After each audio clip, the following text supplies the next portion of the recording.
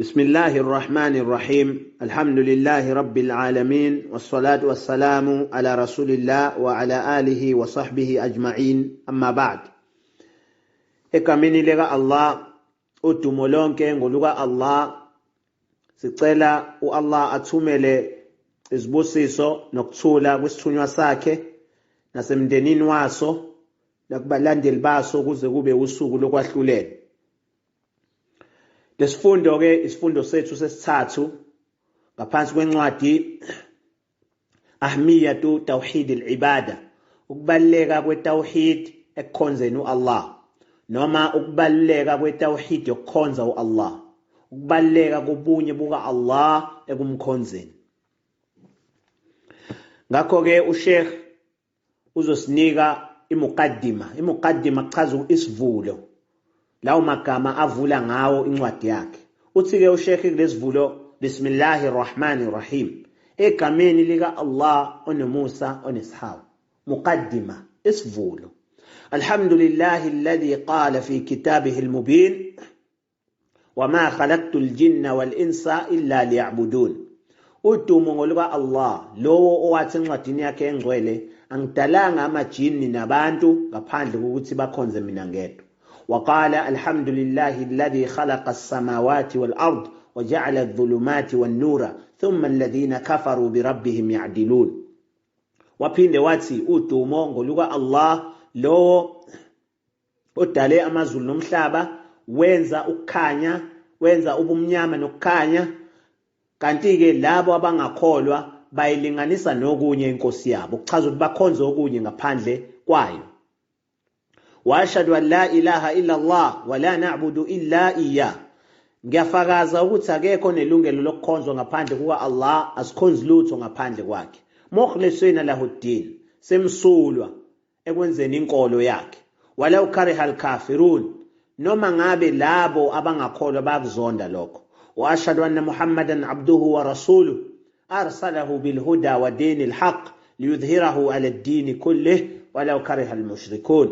Futhi ngiyafakaza ukuthi uMuhammad uyisikhonzi kanti futhi uyisithunywa sika Allah. uAllah wamthumela nendlela eqondile, wamthumela nenkolo yeqiniso ukuze ayenze igqame kunazo zonke inkolo, noma ngabe labo ababhanga uAllah bayakuzonda lokho. Allahumma salli wa sallim wa barik alayhi wa ala alihi wa ashabihi wa man tabi'ahum bi ihsanin ila yawmiddin. Sicela Allah wehlise isibusiso nokuthula, ubusise isithunywa sakho, wehlise isibusiso nokuthula nasemndenini waso nakubalandeli baso nalabo ababalandelayo kuze kube usuku lokugcina. Amma ba'd, okulandelayo, fa inna awjaba alwajibat wa ahamma almuhimmat ikhlasu alibadati lirabbil ardi was samawati. Ngempela okusemqoka kunakho konke nokubaleke kunazo zonke izinto ukuba msulwa ekukhonzeni inkosi yamazulu nomhlaba. Wa adamu sarfi shay'in minha li ahadin min al-makhluqat. Nokusemqoka futhi okunye ukuthi ungenzi isenzo esizenzo zokukhonza usenzele okunye okudaliwe ngaphandle kuka Allah. Li'annahu litaklifi bitawhid al-ibadati khuliqa al-jinnu wal-ins. Lokhu ngenxa yokuthi amajini nabantu badalelwa ukuthi kubekwe itawhidul ibada, kubekwe ukukhonza uAllah kuphela, kubekwe kubo emahlombe. Walibayanihi wad'awati ilay unzilatil kutubu wa ursilat ar-rusul. Kanti ke futhi nokulicacisa loluhlobo letawhid, itawhid yokukhonza uAllah noma ukukhonza uAllah yedwa, wad'awati ilay nokubizela kulolu hlobo letawhid unzilatil kutub, ngenxa yakho lokho izincwadi zembulwa, wa ursilatir rusul, kanye nezithunywa zathunyelwa. Konke lokhu kwenziwele ini? Kwenziwele letawhid, itawhidul ibada, ubunye buka Allah ekumkhonzeni. Wa bisababi qabulihi wa raddihi hasala al-inqisamu ila mu'minina wa kafirin wa su'ada wa ashqiya. Kanti ke futhi ngenxa yokuyimukela noma yokulimukela lolu hlobo letawhid nokungalimukeli lohlobo letawhid kwenzakala ukuhlukana, kwaba khona ukuhlukana ukuthi kube khona abantu abazoba amamu'minin, kube khona abantu abazoba amakhafirin. Amamu'minina ke kuchaza ukuthi labo abakholelwa ku-Allah, bese kuthi amakhafirin yilabo abangakholwa. Wasu'ada wa ashqiya, kwaphinde kwaba khona ukuhlukana ngenxa yalolu hlobo lwetawhid, ukuthi kube khona labo abathathwa njengabaphumelele, kube khona nalabo abathathwa njengabashwebile abangaphumelelanga.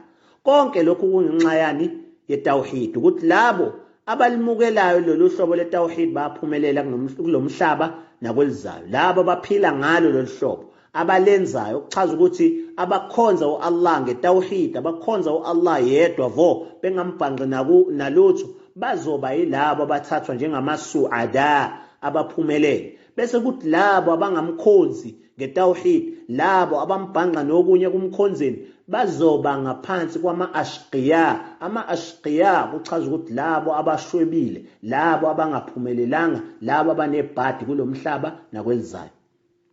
ولا شك أن حاجة كل إنسان إلى معرفة هذا التوحيد. Kanti ke futhi asingabazi, akukho ngingabazi ukuthi isidingo sawonke umuntu ukuthi kumele ayazi le tawhid, ayazi tawhid, abazi ubunye buka Allah subhanahu wa ta'ala, wata'abbud bih, nokuthi kumele akhonze uAllah ngetawhid, ngobunye bakhe. Fawqa kulli haja, lesidingo ke siyisidingo esidlula zonke izidingo.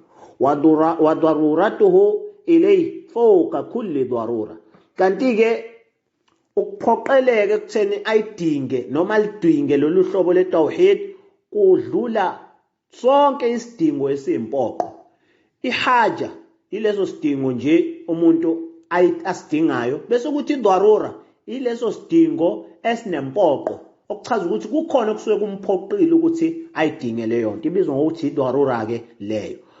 Ngakho ke uthi umbhali la, isidingo sawonke umuntu nesidingo esiyimpoqo ukuthi umuntu kumele ayazi le tawhid futhi akhonze uAllah ngayo le tawhid, lianna fi dhalika sa'adat ad-dunya wal akhirah.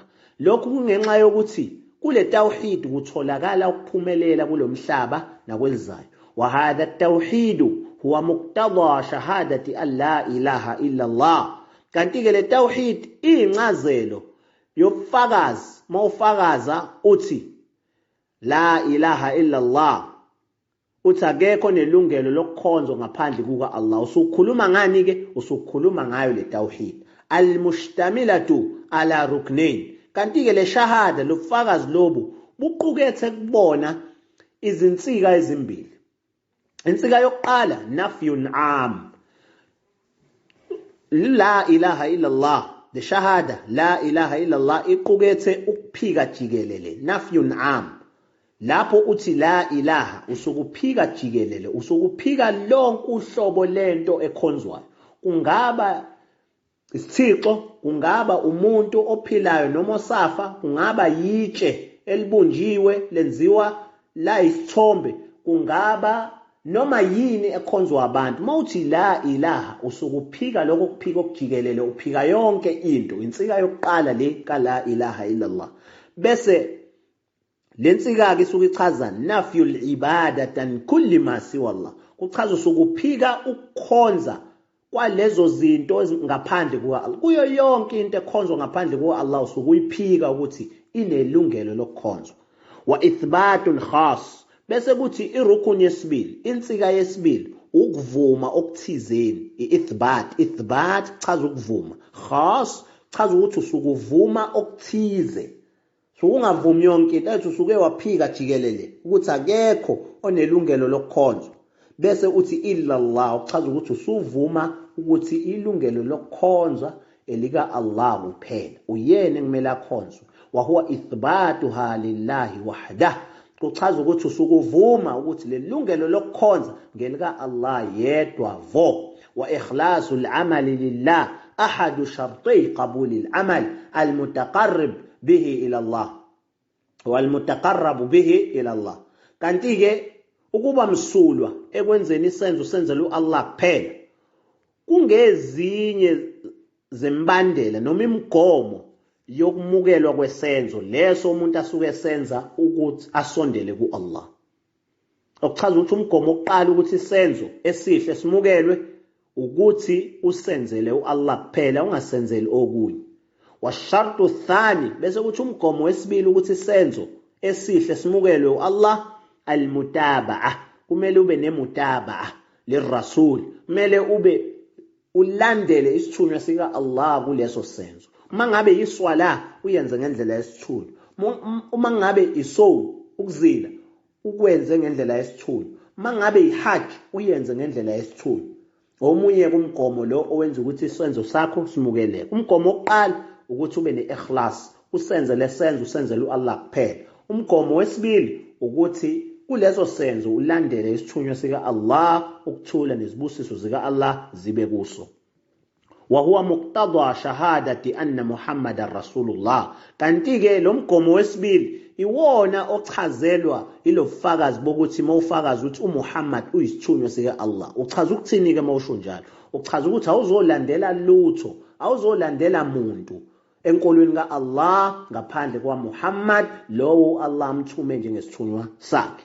Wal amalul maqbulu inda Allah huwa ma kana khalisan lillahi wa mutabiqan lima jaa bihi Rasulullah sallallahu alayhi wasallam. Kanti-ke isenzo esimukeliwe u-Allah ileso senzo esenziwe nge-ikhlas, leso senzo osenze msulwa usenzela u-Allah kuphela, futhi wasenza ngendlela esifundiswe ngayo isithunywa sika Allah, ukuthula nezibusiso kube kuso. Wa idha fuqida shartu al-ikhlas rudda al-amal. Kanti mawukuthi lo mgomo we-ikhlas, lo mbandela wokuba ne-ikhlas, ukuba msulwa esenzweni, mawukuthi awutholakali lowo mgomo, rudda al-amal, leso senzo siyachithwa simukelwa.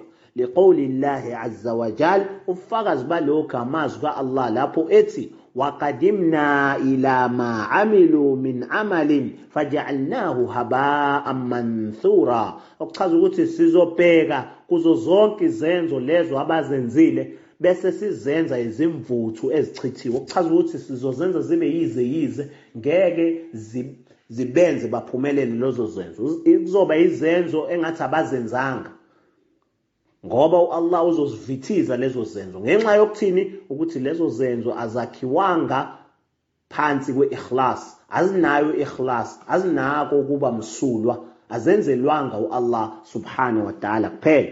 Wa qawluhu ta'ala fil hadith al-qudsi, kanti-ke obunye ubufakazi utholakala kule hadith lombiko okuthiwa al-hadith al-qudsi, ihadith engcwele, lapho Allah ethi ana aghna shuraka, okuchaza ukuthi ngingonothile kunabo bonke abalingani engilinganiswa nabo. Ngingonothile kunabo bonke labo engilinganiswa nabo. Anishirk, nginothile, angidingi ukubhanqwa, angidingi ukulinganiswa, angidingi ukulekelelwa.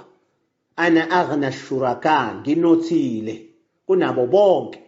Man amila amalan ashraka fihi ma'i ghairi taraktuhu wa shirka. Lowo owenza isenzo noma akuthiwa isiphi leso senzo, kodwa kuyisenzo seibada, isenzo sokukhonza u-Allah, kuleso senzo angibhanqe nokunye, ngizomshiya yena nokubhanqa kwakhe. Chaza ukuthi ngeke ngisimukele leso senzo. Ngenxa yani? Ngenxa yokuthi kuso leso senzo kuneshirk, kunokubhanqa u-Allah subhanahu wa ta'ala. Rawahu Muslim, li hadith ibikwe Imam Muslim an Abi Hurairah radiyallahu anhu, njenge hadith ka Abu Hurairah u-Allah athokoze ngayo. Wa idha fuqida shartu al-mutaba'ati rudda al-amal. Kanjalo-ke futhi uma ngabe umgomo wemutaba'a, umgomo wokulandela isithunywa sika Allah ungatholakali kuleso senzo, rudda al-amal, leso senzo ngeke simukeleke, sizochithwa. Liqawlihi sallallahu alayhi wasallam, ufakazi balokho-ke amazwi esithunywa ukuthula nezibusiso kube kuso lapho sithi man ahdatha fi amrina hadha ma laysa minhu fahuwa rad. Lowo oletha enkolweni yethu lokho okungasiyo okwayo uzochithwa, naso leso senzo sizochithwa, okuchaza ukuthi ngeke size simukeleke ngenxa yokuthini asikho encwadini ka-Allah futhi asifundiswanga isithunywa sika-Allah leso senzo. Isenzo azikhiphele yena asenza ngaphandle kokuthola ubufakazi encwadini ka-Allah nakwisunna yesithunywa sika-Allah. Rawahu al-Bukhari wa Muslim, lihadithi ikhishwe uBukhari noMuslim min hadithi Aisha, kanti ihadith ka-Aisha radhiyallahu anha Allah athokoze ngayo. Wa fi lafdhi li Muslimin, kanti-ke komunye umusho wayo le hadith oza kuyincwadi kaMuslim uthi umprofethi ukuthula kube kuye, man amila amalan laysa alayhi amruna fahuwa rad, lowo owenza isenzo leso senzo inkolo yethu engekho kuso noma isenzo esingamyalelanga ukuthi asenze ngenkolo yethu, fahuwa raddun, leso senzo leso angeke size simukeleke kuye, sizochithwa. Wariwayatu thaniya a'ammu min al-ula, usethi kushekhi-ke lo mbiko wesibili lo khishwe uMuslim kuphela, man amila amalan laysa alayhi amruna fahuwa rad, lo mbiko lo undlaliwe okudlula lo wokuqala. Ngani-ke? Li'annaha tashmalu man ahdatha wa man taba'a man ahdath, ngenxa yokuthi ubala kuwo lowo oletha into entsha enkolweni ka-Allah nalowo omlandelayo ekuletheni into entsha. Okuchaza ukuthi ma ukuthi ulethe into entsha enkolweni ya-Allah, wenza isenzo, leso senzo asinabufakazi endleleni nakwisunna yesithunywa sika-Allah, ukuthula nezibusiso kube kuso, leso senzo ngeke size simukeleke. Kanti-ke makuwukuthi ukhona futhi okulandelayo lapho kuleso senzo, naye lowo ngeke azamukeleke. Ngani? Ngenxa yokuthi le senzo lesi akusona isenzo esize enkolweni ka-Allah, akusona isenzo esivunywe u-Allah nesivunywe isithunywa sika-Allah, ukuthula nezibusiso kube kuso. Wali ahmiyati tawhid al-ibada wa annahu yanbaghi al-inayatu bihi min al-ulama wad-du'ati ila Allah azza wa jal, ra'aytu kitabata hadhihi al-kalimat. Usethi kuSheikh, ngenxa yokubaluleka-ke kwalolu hlobo letawhid, okuyitawhid yokukhonza u-Allah subhanahu wa ta'ala, nokuthi-ke kubalulekile ukuyinaka, inakwe ama-ulama, izazi, osolwazi, nenzululwazi, nochwepheshe, waduat ila Allah, kanye nalabo ababizela ku-Allah. Ra'aytu kitabat hadhihi al-kalimat, ngibone kubalulekile-ke ukuthi ngibhale lamagama engiwabhale kule ncwadi. Wa as'alullaha azza wa jal an yuwaffiqa al-muslimina lil-fiqh fi ad-din, ngicela u-Allah ukuthi anike ama-muslim amandla ukuthi abe nokuqonda enkolweni, wathabat, nokuthi abe nokubambelela nokuzinza ala al-haq, abambelele eqinisweni, wa ikhlasul amal lillah, nokuthi abe msulwa mayenza isenzo asenzele u-Allah kuphela, wal mutaba'atu li rasulihi sallallahu alayhi wasallam, aphinde u-Allah awaphe amandla ukuthi alandele isithunywa sakhe, ukuthole nezibusiso kube kuso. Innahu sami'un, ngempela u-Allah ungulowo ozwa konke, mujibun, kanti-ke ungulowo ophendulayo uma eceliwe. Sizoma-ke lapha esifundweni sethu okulandelayo, sizongena encwadini uSheikh lapho eqala khona ngesihloko sokuqala. Wa sallallahu ala Muhammadin wa ala alihi wa sahbihi ajma'in.